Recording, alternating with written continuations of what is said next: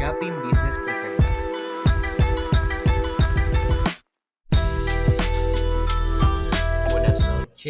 Buenas noches. Nos encontramos en otro episodio más de Gapin Business. Y sí, Nilson Smith, su servidor, está aquí para hablarle un poquito de las finanzas, ¿sabes? Sí, no vamos a hablar un poquito de temas mundiales, sino de esos elementos financieros que realmente enmarcan lo que es el principio y bueno, el destino no de nuestro emprendimiento, ¿sí? A lo que me refiero es cómo iniciar un emprendimiento. Ok, lo primero es que hay que tener en cuenta la capitalización. O sea, ese fondo principal para tú tener ese capital ya destinado a tú desarrollar ese negocio. O ese capital para tú comenzar y ya luego desarrollar el ingreso per se. O sea, empezar a dar los primeros pasos para ya tú mantener un negocio más estable. El día de hoy tuve la suerte de conocer a una persona graduada en neurocoach que ahora mismo se encuentra desarrollando labores de psicología en una escuela. Sin embargo, me comenta que desea tener un consultorio personal, obviamente, para desarrollar la materia de su, de su carrera, por así decirlo. Y bueno, yo estuve comentando esa parte, de que los pasos más prioritarios para uno comenzar un emprendimiento es tener en cuenta la capitalización. ¿Cuáles son esos fondos que uno puede utilizar para, para comenzar el negocio, para moverse? Sin embargo, hay tipos de negocios como este que depende más de la persona, o sea, de la habilidad, del talento de la persona que del producto.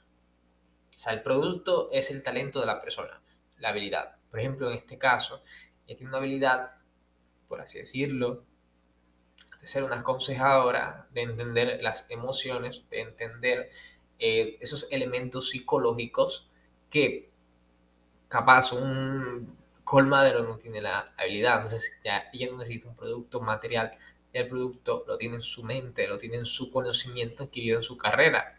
Lo mismo pasa con capaz un abogado, o sea que no necesariamente necesita un gran capital para iniciar el negocio. Ya con su talento, pues sé, con el talento humano de ella, ya puede comenzar a escalar mediante esos rubros del negocio. Sin embargo, ¿qué pasaría si tú tienes, o sea, si tu negocio depende de un producto material físico? Bueno, ahí sí depende la capitalización. O sea, bueno, también puede ser el acuerdo de, bueno, tú me das los productos, o sea, acuerdo con inversionistas, tú me das los productos, yo hago el trabajo a través de mi habilidad de negociante para vender los productos y te separo una cantidad, un porcentaje de mis ganancias. O sea, y ese es un tipo de acuerdo que abre la posibilidad para que tú también tengas una llegada de capitalización, la cual tú capaz no la tengas, la puedas tener en ese momento. O sea, una apertura para tú iniciar un negocio no tiene que ser tú, por ejemplo, ahorrar o pedir un préstamo para lograr esa capitalización. También puede ser a través de un inversionista. Sin embargo, la pregunta aquí es, ¿cómo podemos conseguir un inversionista que esté interesado arraigado a nuestro proyecto? Siendo honesto, los inversionistas muy, muy difícilmente se entran en proyectos que pueden ser más personales que en sentido corporativo o en sentido donde hay ganancias mayores, pero sí se puede llegar a la búsqueda de ese inversionista para ese tipo de proyectos que son un poquito más menores. Todo tiene que ver con esa negociación de cuál es la capitalización que tú le vas a ofrecer, o sea, cuál es la cantidad de beneficio económico que tú le vas a ofrecer a ese inversionista con respecto a la cual tú vas a desarrollar. Porque es un tipo de préstamo, por así decirlo, pero más que un préstamo, ya tú podrías por lo menos eh, desarrollar un acuerdo donde sus intereses no sean más tan dolorosos. Pero sí, también se puede hacer mediante un préstamo. Sin embargo, es la diferencia de un inversionista a un prestamista. El prestamista te va a pedir una garantía, mientras el inversionista no te va a pedir una garantía, salvo la garantía de que tú le reserves un porcentaje, por ejemplo, un 30% de las ganancias. O sea, eso es lo que más se puede tener en cuenta. Y ya estaría como el inversionista dependiendo de, de lo que tú produzcas y la garantía también de esa producción que tú puedas tener. Entonces ahí entramos en un campo que también es importante tenerlo en cuenta. ¿Cuáles son esos medios que llevan a la maquinaria del emprendimiento a generar una garantía para atraer inversionistas o, por así decirlo, tener la garantía de poder cumplir con ese capital prestado que nosotros obtuvimos a través de un banco? O sea, la posibilidad de uno pagar ese capital y también pagar los gastos que tiene el emprendimiento y a la vez tener ganancias. Bueno, esto obviamente es cuáles son esos medios que tiene tu maquinaria emprendedora de poder obtener ganancias y cuáles son esos elementos que le hacen a tu emprendimiento o que pueden hacer de tu emprendimiento exitoso.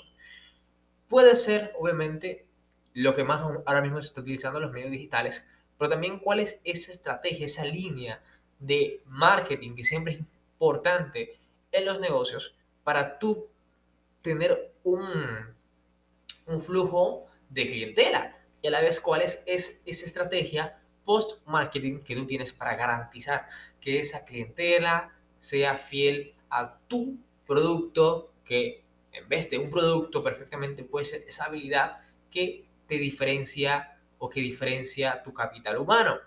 Capital humano me refiero a esa habilidad per se que te destaca, como el caso que mencioné de la maestra, que es profesional de neurocoach, hablaba de neurocoach, que tiene una habilidad especial para entender las emociones y tiene una capacidad interesantísima de poder hallar soluciones a esos problemas de salud mental. Entonces, ahí entra otro punto y uso de este ejemplo. ¿Cuál es la demanda que tiene tu negocio? Porque la garantía también se reduce, se podría reducir, ¿sí?, a esa rentabilidad. Obviamente lo más importante de un negocio es qué tan rentable es. Entonces, por eso uno tiene que analizar esa demanda.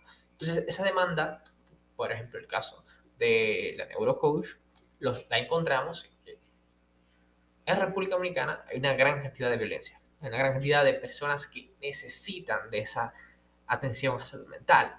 Y post pandemia, sí se dio un caso bastante grande donde muchas personas desarrollaron problemas de la salud mental, por lo cual fueron a los neurólogos a analizar varios elementos, fueron a psicólogos y tal, fueron a médicos y tal, y muchos recetarios indican esa parte de esa recomendación a hacer esa neuropsicología.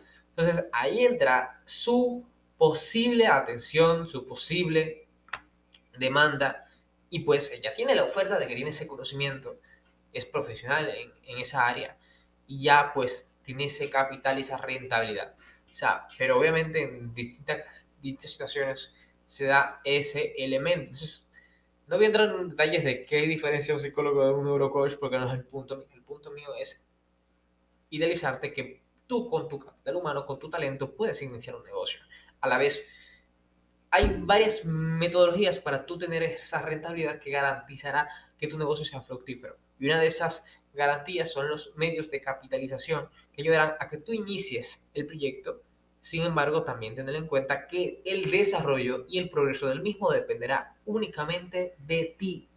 De ti, porque hay medios, hay elementos que pueden hacer que tu maquinaria se mueva a tal punto de que tengas un desarrollo en la clientela y a la vez que tengas un desarrollo en la clientela, también puedas tener una garantía de que puedas mantener esa clientela así post-marketing, que es post-marketing, ese engagement, que hará que esos clientes sean fieles a tu producto.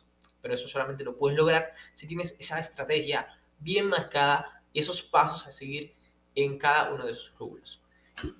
Y bueno, eso es todo. Y nada, para adelante un consejito más, unos 10 minutos de pura teoría y también de práctica, porque todos estos ejemplos se tienen que plasmar.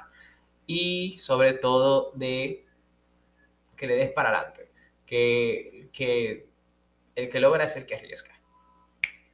A mí fuera, bye bye.